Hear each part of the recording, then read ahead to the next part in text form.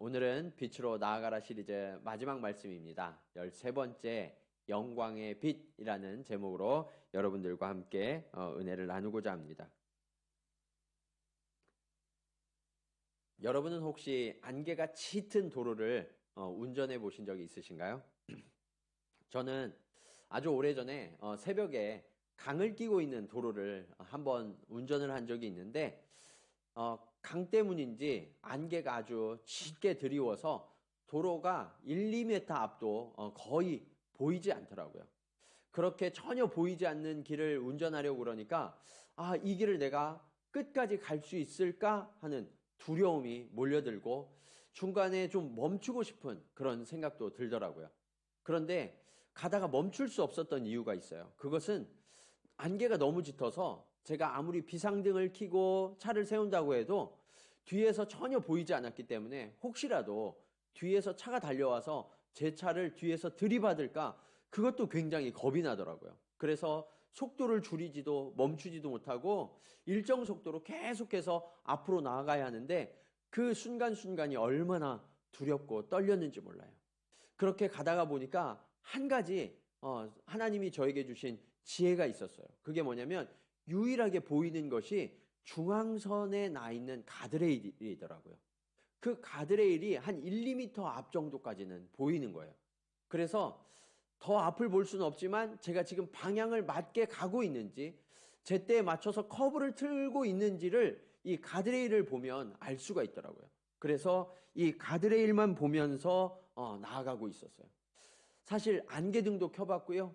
헤드라이트도 더 밝게 좀 밝혀도 봤고 상향등도 올려봤는데 그러면 그럴수록 안개가 더 이 빛을 퍼지게 만들어서 보이지 않고 더 위험하게 만들더라고요. 그래서 어쩔 수 없이 정말 이 가드레일만 보고 그 길을 운전해 갈 수밖에 없었어요. 그런데요, 너무나 놀라운 사실은 이제 아침이 되고 시간이 좀 지나니까 햇살 때문인지 안개가 걷히기 시작하는 거예요. 조금 있으니까 안개가 그렇게 짙었던 안개가 언제 그랬냐는 듯 완전히 사라지고 길이 선명하게 저 끝까지 보이는 것을 알게 됐어요. 그 순간 저는 깨달았습니다. 환하게 보인다는 것이 얼마나 귀하고 중요한 일인지를 그때 비로소 저는 알게 됐어요. 그런데 여러분, 우리가 인생을 살아가다 보면 우리의 인생길도 안개에 뒤덮인 것 같은 느낌이 들 때가 있죠.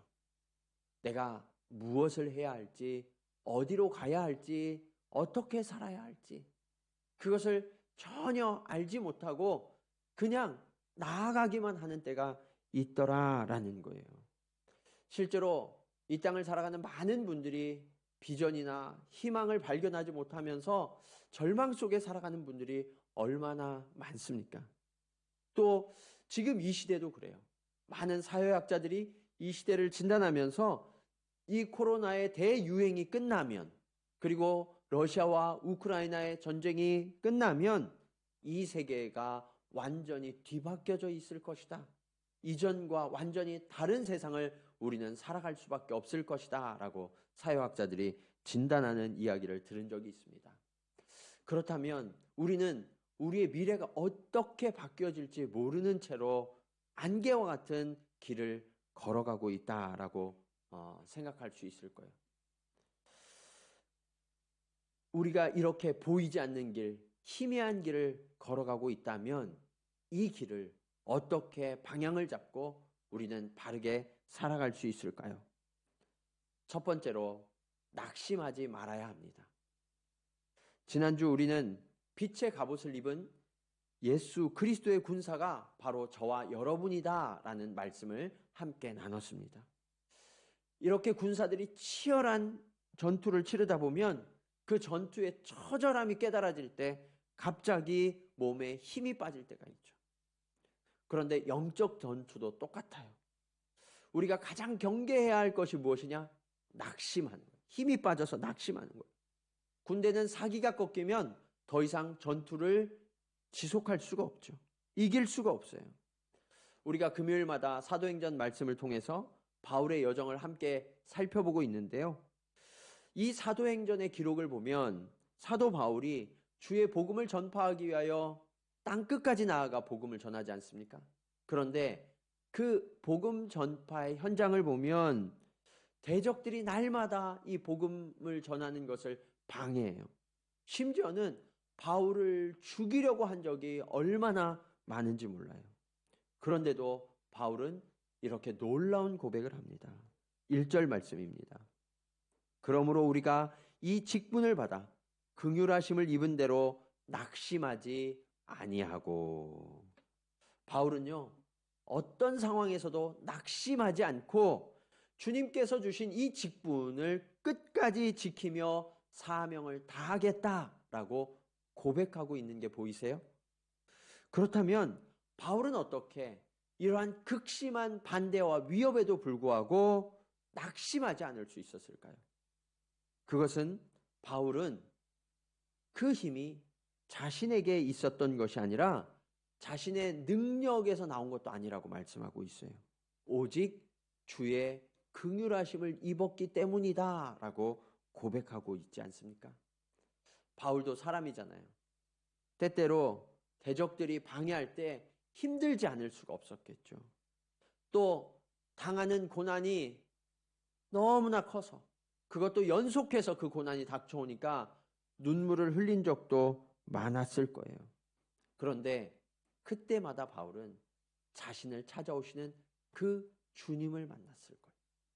주님이 그 바울을 얼마나 긍휼히 여기시는지, 그 주님의 긍휼하심을 느낄 때마다 그는 다시 힘을 낼 수 있었고 낙심을 벗어날 수 있었다라고 고백하고 있는 거죠.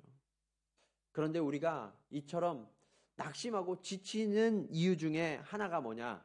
그것은 오직 나 하나만 남았다라고 느껴질 때예요. 오늘 우리가 바울의 이야기를 하고 있는데 이 구약의 가장 위대한 선지자 하면 손꼽는 사람이 누군가요? 엘리야죠. 이 엘리야도 그랬어요. 열왕기상 19장 14절 말씀을 보시면 그가 대답하되 내가 만군의 하나님 여호와께 열심히 유별하오니 이는 이스라엘 자손이 주의 언약을 버리고 주의 제단을 헐며 칼로 주의 선지자들을 죽였음이오며 오직 나만 남았거늘 그들이 내 생명을 찾아 빼앗으려 하나이다. 여러분, 엘리야가 뭐라고 말씀해요? 내 열심이 아주 유별나서 하나님을 향해서 아주 열심을 내었는데 그 결과가 어떻게 되었다는 거예요? 나만 남았다는 거예요. 그리고 이 하나밖에 남지 않은 내 생명을 대적들이 취하려고 하고 있다. 그래서 나는 낙심할 수밖에 없었다라고 고백하고 있는 거죠. 그래서 엘리야는 어떻게 합니까? 광야로 나아갑니다. 광야로 가서 로뎀 나무 그늘에 누워서 하나님께 하나님 이만하면 됐으니까 내 생명을 이제 취해달라고 그렇게 하나님 앞에 항변하죠. 그런데요, 하나님은요, 엘리야의 소원대로 그의 생명을 취한 것이 아니라 어떻게 하셨어요? 천사를 보내주셨어요. 그리고 그를 어루만집니다. 위로해 주신 거죠. 그리고 엘리야가 힘을 낼 수 있도록 물을 먹이고 떡을 먹입니다. 그리고 잠들게 했어요. 엘리야가 일어나자 다시 주의 천사가 그에게 물과 떡을 먹여서 힘을 내게 하십니다. 이처럼요, 하나님은 낙심한 주의 자녀들에게 책망하시는 것이 아니라 위로하시고 격려하시고 힘을 주시는 긍휼의 하나님이시다라고 말씀하고 있죠. 그 하나님께서 엘리야를 이제 호렙으로 부르셔서 이렇게 말씀하십니다. 열왕기상 19장 18절 말씀이에요. 그러나 내가 이스라엘 가운데 7,000명을 남기리니 다 바알에게 무릎을 꿇지 아니하고 다 바알에게 입맞추지 아니한 자니라. 여러분, 뭐라고 말씀하세요? 엘리야는 오직 나 하나만 남았다고 그렇게 생각했는데 하나님은요, 바알에게 무릎 꿇지 아니하고 엘리야와 같이 하나님 신앙을 지킨 자들이 7,000명이나 남겨져 있다라고 말씀하고 계시는 거죠. 그들도요, 하나님이 엘리야를 긍휼히 돌보신 것처럼 하나님께서 그들 한 사람 한 사람을 긍휼히 돌보시고 계셨던 거죠. 우리는요, 혼자라고 느낄 때도 결코 혼자가 아님을 믿으시기 바랍니다. 그리고 하나님은 우리와 함께 믿음의 길을 끝까지 걸어갈 동역자들이 남아있다라고 우리에게 약속하고 계세요. 아합과 이세벨이 통치하던 이스라엘이 가장 영적으로 어두웠던 시대였지만 이 엘리야로 인해서, 그리고 훗날 엘리사를 통한 선지자 생도들을 통해서 북이스라엘의 영적인 흐름을 바꾸어내는데 이 엘리야와 엘리사가 큰 역할을 할 수 있었죠. 바울도 그랬어요. 8절과 10절 말씀을 보시면 이렇게 말씀합니다. 우리가 사방으로 우겨쌈을 당하여도 쌓이지 아니하며 답답한 일을 당하여도 낙심하지 아니하며 박해를 받아도 버림받지 아니하며 거꾸러뜨림을 당하여도 망하지 아니하고 우리가 항상 예수의 죽음을 몸에 짊어짐은 예수의 생명이 또한 우리 몸에 나타나게 하려 함이라. 무슨 말씀입니까? 바울의 시대는 극심한 환난의 시대였어요. 그러나 바울이 결코 낙심하지 않을 수 있었던 것은 그가 예수의 생명을 몸에 지녔기 때문입니다. 환난을 당했지만 그가 넘어지지 않았어요. 그가 결코 낙심하지 않았고 그 직분을 놓치지 않았기 때문에 세계 곳곳에 주의 몸된 교회가 세워질 수 있었고 주의 제자들이 또 자라나서 복음을 증거할 수 있었죠. 그 결과가 무엇입니까? 그 결과가 바로 저와 여러분이죠. 오늘 우리가 그 바울이 낙심하지 않고 직분을 포기하지 않음으로 인하여서 그 복음을 듣게 되었고 예수 그리스도의 구원을 약속으로 받은 자들이 될 수가 있었던 거죠. 이제 저와 여러분의 차례입니다. 이 복음을 증거할 사명을 저와 여러분이 가진 거예요. 물론 사단은 지금도 이 복음을 방해하기 위하여서 수단과 방법을 가리지 않고 박해하고 공격해 올 거예요. 하지만 여러분, 바울의 고백처럼 사방이 우겨쌈을 당하여도 우리는 결코 패하지 않을 것입니다. 그러기에 저와 여러분이 어떤 상황에서도 낙심하지 않고 이 사명의 길을 걸어간다면 예수 그리스도의 생명이 저와 여러분을 통하여서도 나타나게 될 줄로 믿습니다. 이 생명을 우리가 먼저 체험하고 내가 직접 경험한 그 예수의 생명을 입술로 간증하는 저와 여러분 모두가 되시기를 주님의 이름으로 간절히 축원합니다. 자, 우리들이 주님의 증인들이 되었어요. 그러면 어떻게 해야 될까요? 두 번째로 복음의 광채를 비추어야 합니다. 주님이 주시는 영광의 빛은 다름이 아니라 복음의 빛이죠. 그래서 주님께서 믿는 자들에게 주신 사명이 무엇이냐? 영원 불변의 진리인 이 복음으로 어두워진 영혼들을 밝히는 거예요. 오늘 2절 말씀은 이렇게 말씀합니다. 이에 숨은 부끄러움의 일을 버리고 속임으로 행하지 아니하며 하나님의 말씀을 혼잡하게 하지 아니하고 오직 진리를 나타내므로 하나님 앞에서 각 사람의 양심에 대하여 스스로 추천하노라. 복음의 빛이 비추어지면 어떤 일이 일어난다는 거예요?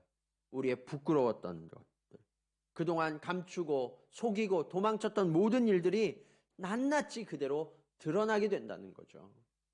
그때 우리가 반드시 명심해야 될 것이 있어요. 그게 뭐냐? 하나님의 말씀을 더 이상 혼잡하게 하지 않고 오직 진리만을 나타내야 한다라는 거예요. 여기에서 혼잡하게 하다라는 이 원어의 의미가 무엇이냐면 이익을 많이 내기 위해서 불순물을 섞는 거예요. 금이나 포도주에 순도를 떨어뜨리죠. 그것을 바로 혼잡하게 하다라는 단어가 가진 의미예요. 이것을 우리에게 적용해 보면 우리도 때때로 하나님의 진리의 말씀을 받았는데 그 말씀을 순전하게 받고 그대로 순종하기보다 적당히 내 상황에 맞추어서 변형시키기도 하고 순종하는 것을 미루기도 하고 또 타협하려고 하는 그런 노력을 할 때가 있지 않습니까? 이런 일들이 바로 하나님의 말씀을 혼잡하게 하는 행위라는 거예요. 진리는 변하지 않기 때문에 진리인 거죠. 그런데 그 진리의 말씀을 하나님의 것으로 인정하는 것이 아니라 내 이성, 내 경험, 우리 사회의 전통, 그런 다양한 렌즈들로 해석하고 또 바꾸어서 그렇게 말씀을 따라가려고 하니까 말씀의 능력을 경험하지 못하고 우리는 실패하고 넘어질 수밖에 없는 거예요. 그렇게 되면 어떤 문제가 생길까요? 진리의 복음을 아무리 옆에서 외쳐도 더 이상 들리지 않게 된다는 거예요. 왜 그럴까요? 3절 말씀입니다. 만일 우리의 복음이 가리웠으면 망하는 자들에게 가리워진 것이라. 우리가 지난주에도 들을 귀 있는 자는 들을지어다 라는 주님의 명령을 함께 살펴보지 않았습니까? 근데 오늘 바울은요, 복음이 들리지 않는 이유가 망하는 자들에게는 이 복음이 가리워져 있기 때문이다 라고 선언하고 있는 거예요. 여러분, 이것이 가장 비극적인 일 아닙니까? 이 복음을 듣고 주님이 지신 그 십자가의 은혜가 나의 죄를 대신한 것이고 그 은혜로 말미암아 내가 구원을 얻게 되는데 그 은혜의 복음이 믿어지지 않고 들리지 않는다면 이것이 가장 저주이고 가장 우리가 큰 어려움에 처하는 일이 아닐까요? 그래서 바울은요, 이 복음이 가려진 자들은 망하는 자들이다 라고 말씀하고 있는 거예요. 왜 그러냐? 그들은 하나님 대신 세상의 신을 숭배하고 있는 자들이라는 거예요. 그리고 그들에게 익숙한 종교의식이나 율법을 숭배하니까 예수 그리스도의 십자가를 부인하게 되죠. 다른 것을 숭배하니까 진리의 복음이 선포되어도 더 이상 들리지 않게 된다는 거예요. 그 상태에 대해서 바울은 좀 더 자세하게 설명합니다. 4절 말씀입니다. 그 중에 이 세상의 신이 믿지 아니하는 자들의 마음을 혼미하게 하여 그리스도의 영광의 복음의 광채가 비치지 못하게 함이니 그리스도는 하나님의 형상이니라. 세상의 신, 그러니까 공중의 권세 잡은 이 사탄이 하나님을 믿을 수 없도록 그들의 마음을 혼미하게 했다라고 말씀하고 있는 거예요. 우리가 살면서 복음의 빛이 없으면 그 인생길이 희미해져요.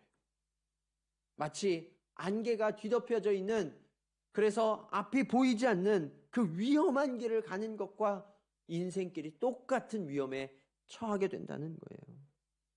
오늘 성경은요, 우리가 그동안 믿어온 신앙의 전통이나 경험에 기대서 신앙생활을 하는 것도 바람직한 것이 안 될 수도 있다고 말씀하고 있어요. 고린도후서 3장 18절 말씀입니다. 우리가 다 수건을 벗은 얼굴로 거울을 보는 것 같이 주의 영광을 보매 그와 같은 형상으로 변화하여 영광에서 영광에 이르니 곧 주의 영으로 말미암음이니라. 바울은요, 율법사였기 때문에 이 말씀이 무엇인지를 너무나 잘 알고 설명하고 있었던 거예요.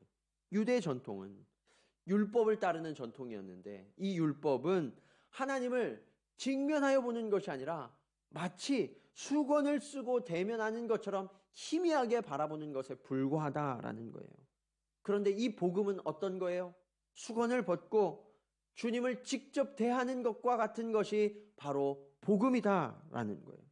그래서 복음을 통해서만 주의 영광을 만나게 되는 것이다 라고 바울이 말씀하고 있죠. 사랑하는 여러분, 복음은 결코 혼미하지도 희미하지도 않습니다. 복음은 너무나 선명하게 저와 여러분이 걸어가야 할 길을 비추어줘요. 심지어 우리의 삶의 내면까지도 낱낱이 비추어주는 거울과 같아서 이 말씀 앞에 섰을 때야 비로소 우리가 어떤 존재인지를 깨달아 알게 된다는 거예요. 그리고 이 복음의 빛을 통해서만 주를 제대로 알게 되어서 우리가 무엇을 향해 어디로 가야 하는지를 뚜렷이 보여주는 것, 이것이 복음이라고 말씀하고 있습니다. 오늘 이 복음의 빛을 환하게 밝혀서 진리의 길을 향하여서 흔들림 없이 걸어가는 저와 여러분 모두가 되시기를 주님의 이름으로 간절히 축원합니다. 자, 그렇다면 이 복음의 빛을 밝혀서 가는 길은 어떤 길일까요? 오늘 말씀의 마지막 교훈입니다. 예수의 주되심과 우리의 종된 것을 전파해야 합니다. 복음을 통해서 예수님을 제대로 만난 사람들의 고백은요, 예수님이 우리의 구주가 되셨다라는 거예요. 그런데 여러분, 구주의 의미가 무엇입니까? 구주는 우리가 잘 아는 것처럼 두 가지 단어의 합성이죠. 구는 구할 구, 주는 주인주. 그래서 이것이 합쳐져서 구주가 되는 거죠. 그러니까 복음은요, 예수님만이 우리를 죄와 사망에서 건져 구원하시는 분이시고 동시에 우리를 다스리시는 주인이 바로 예수님이시다라는 것을 가르쳐주는 것이 복음이라는 거예요. 사도 바울도 이 사실을 아주 분명하게 밝히고 있죠. 5절 말씀입니다. 우리는 우리를 전파하는 것이 아니라 오직 그리스도 예수의 주 되신 것과 또 예수를 위하여 우리가 너희의 종된 것을 전파함이라. 사도 바울이 지금 뭐라고 말씀하시는 거예요? 우리가 전파하는 복음, 그 내용이 무엇이냐면 예수님만이 우리의 주인 되시고 우리는 그 예수님의 종이 되었다라는 것, 그것이 복음이다. 그것을 고백하는 것이 진정한 간증이다라고 말씀하고 있는 거죠. 그런데 여러분, 우리가 가끔 간증을 듣다 보면 이상하게 그 주인공이 우리가 되는 경우가 있어요. 무슨 얘기인가? 이 간증의 내용들이 이런 경우가 많더라고요. 예수를 잘 믿으니까 승진이 되고 또 사업도 잘 되고 자녀들이 잘 되고 성공하더라. 그런데 그 성공의 이유를 보니까 주님이 도와주셨고 그래서 주님께 감사하다. 이렇게 간증하는 내용들 역시 여러분들 혹시 들어보시지 않으셨어요? 네. 우리 주위에서 많이 듣는 간증들이 이런 유인 것 같아요. 그런데 여러분, 잘 생각해 보면 무언가 거꾸로 된 간증처럼 들리지 않으세요? 예수님이 정말 주인이시라면 주님이 잘 되셔야 되잖아요. 주님이 잘 되시도록 우리가 열심히 일하고 때로는 열심히 희생하고 섬기는 것이 당연한 거잖아요. 그렇게 우리가 열심히 섬기고 희생했더니 우리 주인 예수님이 잘 되셨다. 그것이 우리의 감사고 우리의 기쁨이다. 이것이 진짜 복음이라는 거죠. 그런데 우리가 지금까지 해왔던 이 간증들은요, 세상의 수많은 종교의 그 기복신앙을 크게 벗어나지 못하고 있음을 보여주는 증거들이에요. 사랑하는 여러분, 이제 우리가 진짜 복음을 살아내야 해요. 예수의 구원자 되심을 믿어 영생을 얻었다고 하는 것, 거기에서 그친다면 이것은 반쪽짜리 복음에 불과해요. 온전한 복음은 거기에서 예수의 주되심과 우리의 종됨을 전파하는 것, 이것이 온전한 복음이고요. 이 온전한 복음을 우리는 삶으로 살아내야 하는 거죠. 6절 말씀은 이렇게 말씀하십니다. 어두운 데에 빛이 빛이라 말씀하셨던 그 하나님께서 예수 그리스도의 얼굴에 있는 하나님의 영광을 아는 빛을 우리 마음에 비추셨느니라. 빛 대신 예수님, 그분이 저와 여러분의 삶의 주인으로 오셨어요. 그리고 그분이 다스리실 때 그 예수님의 얼굴에 비추고 있는 그 하나님의 형상을 우리가 보게 된다는 거예요. 그리고 그때 비로소 우리를 덮고 있는 그 어둠이 떠나가고 영광의 빛이 우리 삶에 비추게 되고요. 그러한 삶이 연속되어질 때 훗날 하늘에서 우리의 왕 되신 그 하나님의 영광을 깨닫고 찬송하게 될 것이다 라고 말씀하고 있는 거죠. 저는 지금까지 13주에 걸쳐서 빛으로 나오라 시리즈 말씀을 여러분과 함께 나눴습니다.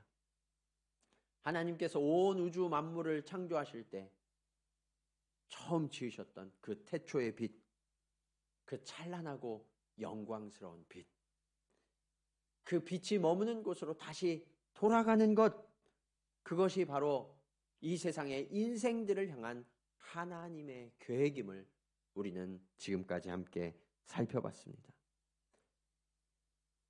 우리 스스로의 힘으로는 이 어둠을 벗어날 수가 없어요. 그 영광의 빛 가운데로 나아갈 수 없어요. 그러니까 우리는 낙심할 수밖에 없지만, 그렇게 낙심한 저와 여러분을 위해서 하나님은 예수 그리스도를 이 땅에 빛으로 보내주셨고, 그 빛을 따라서 하나님의 영광이 머무는 그 찬란한 빛이 머무는 곳으로 나아갈 수 있는 길을 여셨습니다.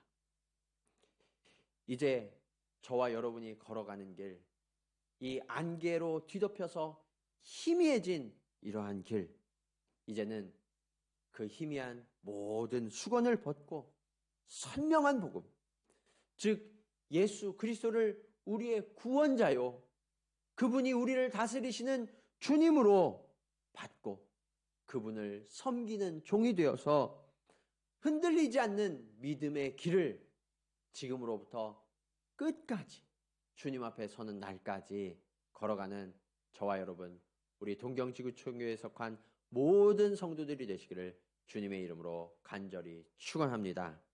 우리 이 시간 말씀을 기억하시면서 함께 찬송하기 원합니다.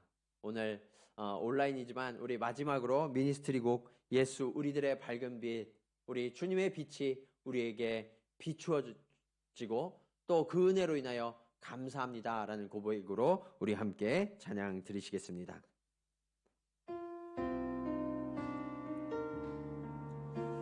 주님은 우리들의 밝은 빛이 되어주십니다. 그리고 은혜와 긍휼을 베푸시는 주님이십니다. 예수 우리들의 밝은 빛, 은혜와 긍휼을 베푸시는 주, 그의 길을 따라가는 주의 자녀들에게 항상 밝은 빛을 비추시네. 그는 구원의 주 하나님, 공의로 세상을 다스리시네. 주를 경외하는 자들에게 부어주시는 놀라운 주님의 영광, 하늘에서 찬란하게 빛나는 주의 영광, 이 땅에 오셨네. 어둠을 밝히고 새 생명 주시네. 영원히 빛나는 나의 예수님, 높이 영광과 찬양 받으실 그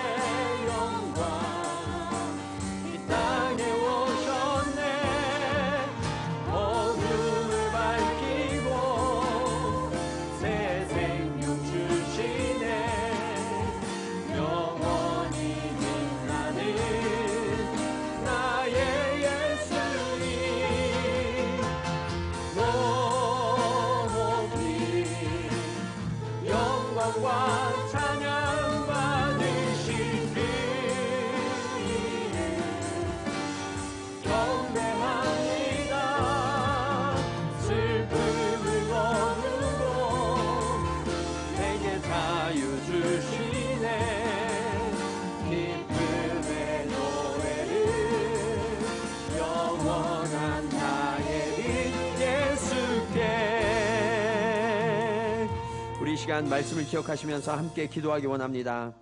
하나님 아버지, 그렇습니다. 하나님, 우리의 시대가 참으로 어둡고 희미하지만 아버지 하나님, 우리가 낙심하지 않겠습니다. 아버지 하나님, 주의 긍휼하심이 우리와 함께 있음을 믿습니다. 그래서 주님, 우리가 낙심하지 않고 나아가겠사오니 주님, 우리 가운데 성령으로 함께하여 주시옵소서. 아버지 하나님, 또한 복음의 광채를 비추어 주셔서 아버지 하나님, 혼미한 자들이 순전한 복음으로 나와 아버지 하나님, 그 진리의 빛으로 길을 비추어 주님을 따라가게 하여 주시옵소서. 또한 아버지 하나님, 이 복음의 빛을 비출 때 아버지 하나님, 예수 그리스도를 우리에게 보내어 주셔서 그 주님이 우리의 구원자 되실 뿐만 아니라 우리의 주인 되어 주셨고, 우리는 종이 되어서 그 주님과 함께 하다가 하나님의 나라에서 그 우리의 왕 되신 하나님과 함께 영원한 기쁨을 누리는 빛의 자녀가 되었음을 주님 깨달아 알게 하여 주시옵소서. 우리 간절한 마음으로 함께 기도 드리시겠습니다. 할렐루야. 아버지 하나님, 은혜를 감사합니다. 아버지 하나님, 오늘 이 시대가 참으로 어둡고 희미한 시대를 살아가고 있습니다. 아버지 하나님, 우리가 예수 그리스도를 믿는다고 고백하지만 아버지 하나님, 여전히 우리가 주인 되어져 있고 아버지 하나님, 내 마음대로 복음을 왜곡하기도 하고 타협하기도 하고 조정하기도 했던 아버지 하나님, 이러한 어리석음을 주님 고백합니다. 주님, 그러한 어리석음 때문에 우리가 실패했고 아버지 하나님, 넘어질 수밖에 없었습니다. 그래서 우리는 낙심할 수밖에 없었습니다. 아버지 하나님, 바울의 고백처럼 이것이 내 권세와 내 능력으로 살아가는 것이 아니라 오직 주의 긍휼로 살아가는 것임을 주님 깨달아 알게 하여 주시옵소서. 은혜의 주님, 오늘 우리에게도 그 선명한 주의 복음의 빛을 비추어 주시옵소서. 아버지 하나님, 왜곡되어진 것이 아니라 주님이 우리에게 비추어 주시는 그 선명한 빛, 아버지 하나님, 진리의 빛을 우리에게 비추어 주셔서 아버지 하나님, 그 빛으로 내가 누구인지 어떠한 존재인지 분명히 깨달아 알게 하시고 아버지 하나님, 우리의 길을 인도하시는 분이 오직 예수 그리스도임을 깨달아 알아서 이제는 그 주님을 고백하며 그 주님을 나의 주인 삼고 그렇게 종이 되어 주님을 위하여 섬기다가 하나님 나라에 들어가 아버지 하나님, 그 영원한 기쁨, 영원하고 찬란한 빛 가운데 거하는 빛의 자녀들 다 되도록 주여 역사하여 주시옵소서. 아버지 하나님, 그렇습니다. 오늘 우리가 주님의 빛의 자녀 되게 하시니 감사합니다. 태초에 빛이 있으라 명령하셨고 그 빛으로 우리를 밝히셨는데 아버지 하나님, 우리의 죄로 인하여서 우리가 넘어졌고 아버지 하나님을 벗어났던 죄인임을 주님 고백합니다. 이러한 죄인들이 하나님께로 나아가야 함에도 불구하고 오히려 회피하고 낙심하여 넘어져 있는 자들을 주님 긍휼히 여기셔서 오늘 예수 그리스도를 보내어 주셨고 주의 구원으로 말미암아 주의 빛으로 말미암아 주의 영광의 나라로 나오게 하시니 감사합니다. 주님, 이제는 어둡고 희미한 그러한 길을 따르는 것이 아니라 우리에게 보여주신 선명한 복음의 빛, 그 진리의 길을 따라서 흔들리지 아니하고 아버지의 나라를 향하여 걸어가는 주의 자녀들 되게 하여 주시옵소서. 그리고 주님, 오늘 이 땅을 살아가는 동안 예수님이 우리의 구원이시고 우리의 주인이심을 날마다 자랑하게 하시고 그 주님을 섬기는 것이 우리의 기쁨이요 감사가 되어서 그렇게 주님과 함께 하다가 하나님의 나라에 들어가서 그 하나님이 주시는 참된 기쁨과 자녀의 영광을 회복하는 주의 복된 자녀들 되게 하여 주시옵소서. 이제는 빛 되신 예수 그리스도의 은혜와 우리를 긍휼히 여기시는 아버지 하나님의 크신 사랑하심과 우리의 걸음을 인도하시는 성령님의 감화감동 교통하심이 오늘 어두워진 이 세상 가운데 아버지 하나님 낙심하지 아니하고 이제는 주의 선명한 빛, 그 복음의 빛을 따라서 한 걸음 한 걸음 주를 섬기며 나아가다가 그렇게 하나님의 자녀로서 하나님의 영광을 회복하기로 결단하며 나아가는 사랑하는 성도들의 걸음걸음 위에 그리고 그들이 이루어갈 하나님의 영광의 나라 가운데 이제로부터 영원토록 함께 하시기를 간절히 축원하옵나이다. 아멘.